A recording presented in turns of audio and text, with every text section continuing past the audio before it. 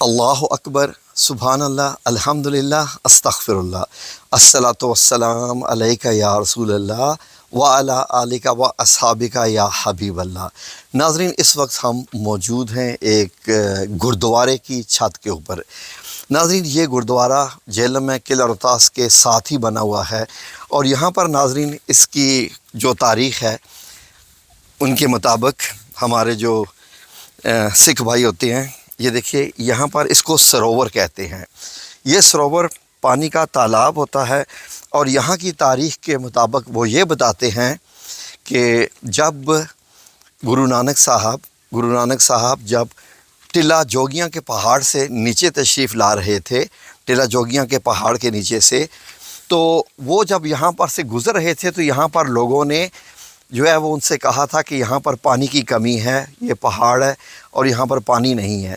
تو گرو نانک صاحب نے یہاں پر ان کی تاریخ کے مطابق یہاں چھڑی ماری تھی، اور چھڑی مارنے سے یہاں پر جو آپ کو یہ سروور ہم دکھا رہے ہیں، جو آپ نے دیکھا یہاں سے چشمہ پھوٹا، جو آج تک یہاں سے پانی نکلتا رہتا ہے۔ اسی کے اوپر اب وہ موٹریں لگائی ہوئی ہیں، وہاں پر بھی ایک کنواں بنا ہوا ہے۔ اور ان کی تاریخ کے مطابق ناظرین، جو اوپر آپ کو قلعہ رطاس دکھائی دے رہا ہے، قلعہ رطاس کے بنانے کے لیے جو پانی استعمال کیا گیا تھا وہ بھی اسی تالاب کا ہی پانی استعمال کیا گیا تھا۔ تو ہم اس وقت اس گردوارے کی چھت پر ہیں، بڑا خوبصورتی سے اس کو بنایا گیا ہے۔ اگر آپ اس کے یہ دیکھیں، جو اس کو رینوویٹ کیا گیا ہے پچھلے سالوں میں، لیکن اسی تہذیب کے تحت ہی بڑے خوبصورت قسم کے یہ سیمنٹڈ بنائے ہوئے ہیں، یہ چھوٹے چھوٹے جو گنبد سے بنائے ہوئے ہیں۔ یہاں پر دیکھنے میں ایسے ہی لگتا ہے کہ جیسے یہ مسلمانوں کی کسی مسجد یا قلعے کے ہوں، لیکن یہ بڑی خوبصورتی ہے اس میں، ایک مسلمانوں کا ٹچ ہے اس میں۔ یہاں بھی اگر آپ آ کے دیکھیں تو یہ والا حصہ بھی بڑا خوبصورت سا لگ رہا ہے کہ ایک چھوٹے قد کا بندہ اس کے اندر کھڑا ہو سکتا ہے۔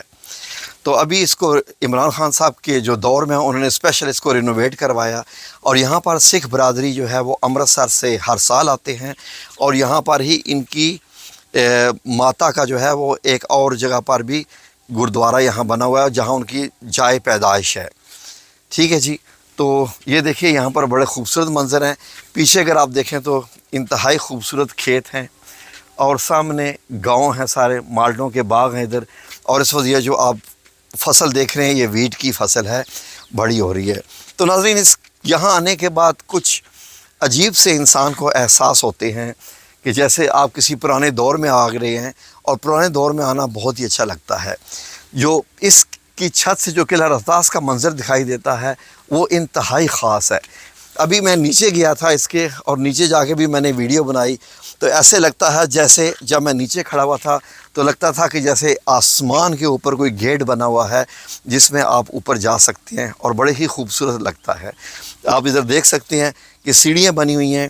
یہ 1544، یعنی اس وقت ہم 2023 میں ہیں، تو لیٹ سے کہ تقریباً یہ آپ کہہ سکتے ہیں کہ 600 سال تقریباً، تو 500 سے 600 سال پرانا یہ قلعہ ہے۔ اور یہ دیکھیے تو گیٹ کی خوبصورتی، ایسے 12 گیٹ ہیں اس قلعے کے، ہر گیٹ کی اپنی ایک کہانی ہے، ہر ایک گیٹ کا اپنا ایک نام ہے، لیکن یہاں سے جو منظر دکھائی دے رہا ہے گیٹ کا وہ بڑا ہی خوبصورت ہے۔ تو یہاں پر یہ دیکھیے مالٹوں کا باغ ہے، بڑا ہی خوبصورت مالٹوں کا باغ ہے۔ ابھی آپ کو یہ نیچے جا کے ویو کرواتے ہیں، بڑے خوبصورت مالٹے لگے ہوئے ہیں۔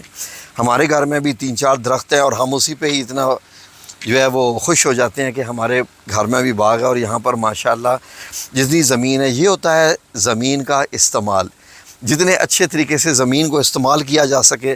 اگر اس زمین پہ اگر آپ کچھ بھی نہ لگائیں تو کچھ بھی نہیں ہے، لیکن جب آپ نے یہ درخت لگا دیے تو اب آپ یہ موسمی مالٹے وغیرہ بھی اس پہ جو لگے ہوئے ہیں تو اس کی کتنی افادیت ہے۔ یہی ہوتا ہے زمین کا استعمال۔ ایک دفعہ بابا جی عرفان الحق صاحب نے حکومت کو مشورہ دیا تھا کہ اگر آپ چاہتے ہیں کہ پاکستان ترقی کرے تو ایک ہی طریقہ ہے، وہ طریقہ یہ ہے کہ آپ زمین کو زیادہ سے زیادہ استعمال کریں، زمین کو زیادہ سے زیادہ استعمال کریں۔ کیسے؟ کھیتی باڑی کریں، باغ لگائیں، کسی بھی قسم کی فصلیں اگائیں۔ پاکستان تو زرعی ملک تھا मैंने इसलिए लफ्ज़ इस्तेमाल किया कि अब नो मोर, क्योंकि हम गंदा भी इंपोर्ट करते हैं, चावल भी इंपोर्ट करते हैं, हर चीज़ जब आप इंपोर्ट कर रहे हैं तो ज़राई मुल्क किस चीज़ का रहा। अब यहाँ से देखें नाज़रीन, ये इलाके चंद साल पहले तक ये खाली थे, अब मैं देख रहा हूँ कि माशाल्लाह ये खेतों में कन्वर्ट हो चुके हैं, बड़े खूबसूरत खेत लग रहे हैं। अभी इनमें बहुत बड़ी इंशाल्लाह फसल उगेगी और ये बड़ा ही खूबसूरत नज़र आएगा ये सारा जो आपको दिखाई दे रहा है।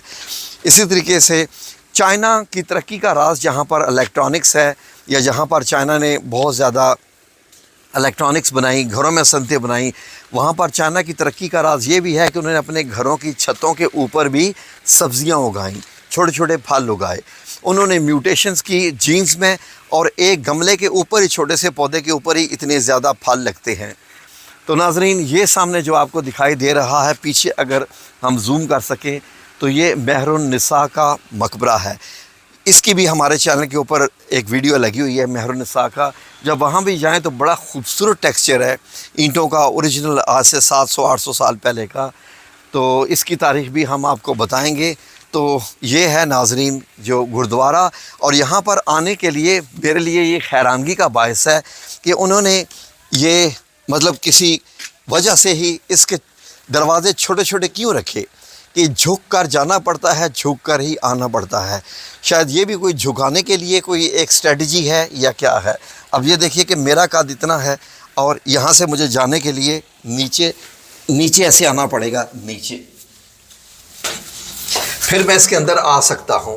तो बहुत मुश्किल है, बच्चे सर भी फोड़ लेते हैं यहाँ पर आकर, तो बड़ा सोच समझ के आना पड़ता है। तो चलिए जी, बाकी भी आपको सैर कराएंगे यहाँ की। अल्लाह हाफिज़।